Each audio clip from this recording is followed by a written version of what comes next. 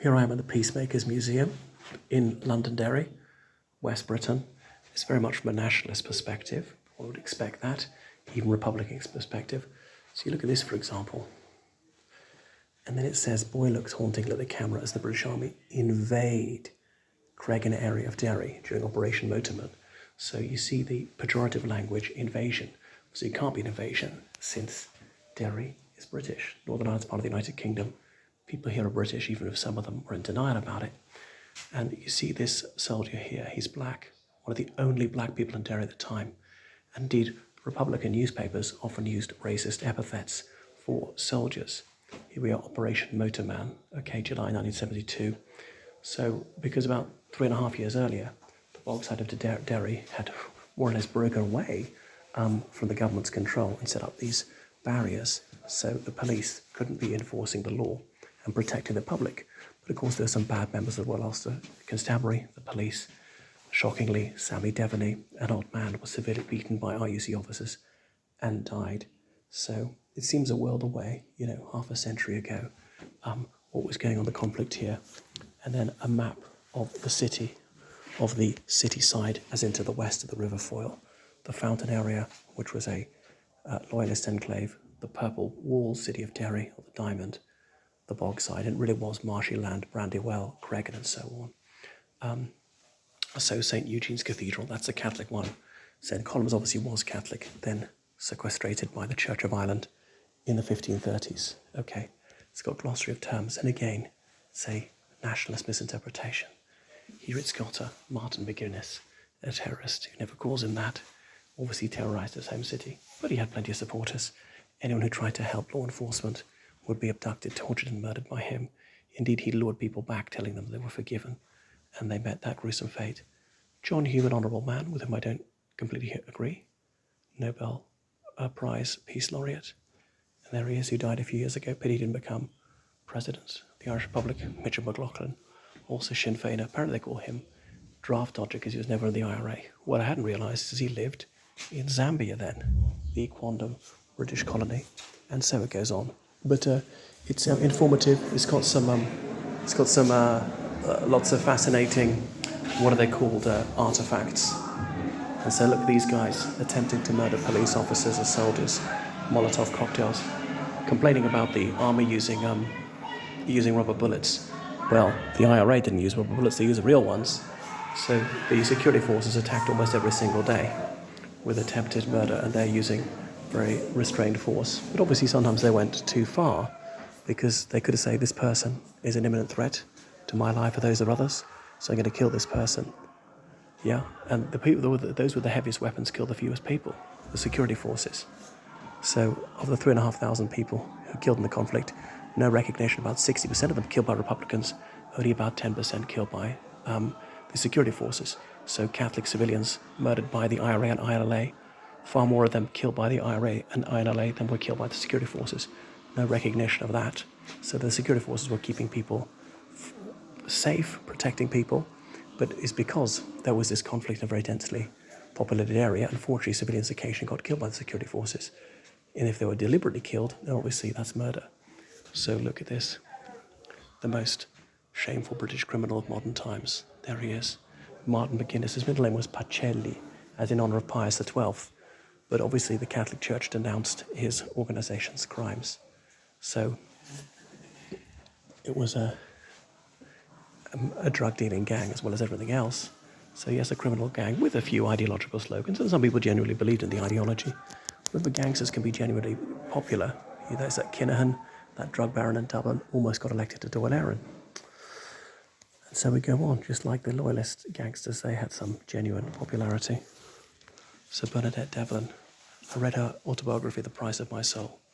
Bernadette McAllister, she became, and she gave birth whilst unwed, which in those days was very controversial. There's John Hume again with Edward Tip O'Neill, the American politician, the Democratic Party.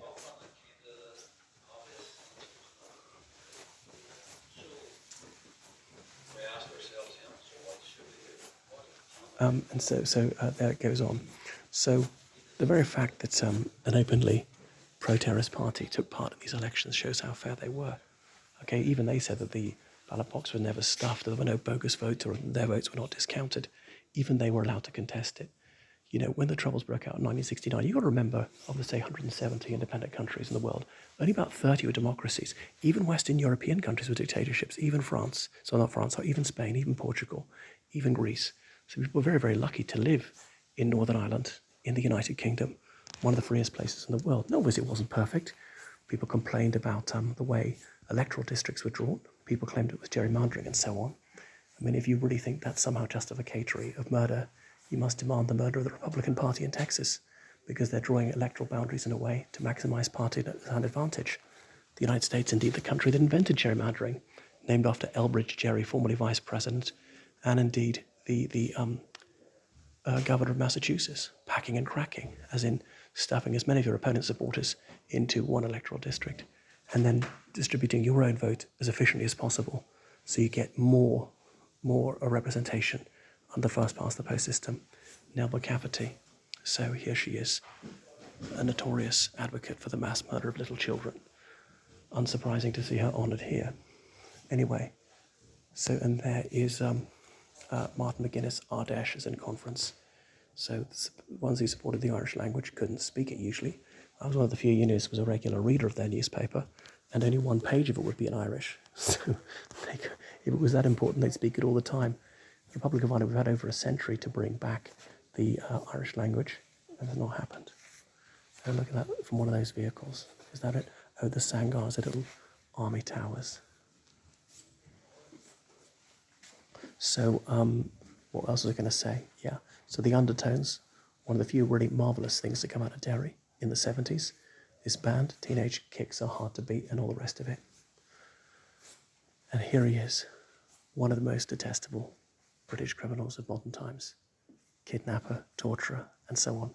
So I'm elated. He died, and he was defeated. He failed. He's an oppressor. Freedom won, and he lost. So it's a pity there's not a hell for him to go to. And it is true, towards the end of his life, he did do a little bit of good. But that's like the old Hitler-built motorways thing. He told people to turn away from violence. You know, so 1974, Sunningdale Agreement. People say, oh, well, that's not like the Good Friday Agreement. But, you know, nationalists take the advances from Sunningdale and look forward another 24 years. What could have happened through politics, through demonstrations, through elections and so on, and published. That was really the IRA's house journal. I used to read it very regularly. And there's John Hume, leader of the Social Democratic and Labour Party. So, and his deputy leader, Seamus Mallon, didn't always agree, were neutral in the conflict. And then Breed Rogers, who later became leader. She was the first woman to lead any political party in Northern Ireland. And so it goes on. There's Nelson Rolihlahla Mandela. Obviously Sinn Féin liked to pretend that the situation here was in some way analogous to what was going on in South Africa, when it was nothing remotely even approaching it. There was no apartheid or anything at all resembling it in Northern Ireland ever. And another point is, the majority of people in Northern Ireland wanted to stay part of the United Kingdom. The Republic of Ireland recognised it, you know. There was the treaty signed in 1921 by an exclusively Sinn Féin delegation, which recognised Northern Ireland as part of the UK, and ratified by Dáil Éireann, again, every single member of which was a Sinn Féiner, signed by the chief of the IRA, Michael Collins, and even Republic of Ireland, or Irish state, was offered. Northern Ireland twice publicly in the Second World War said no.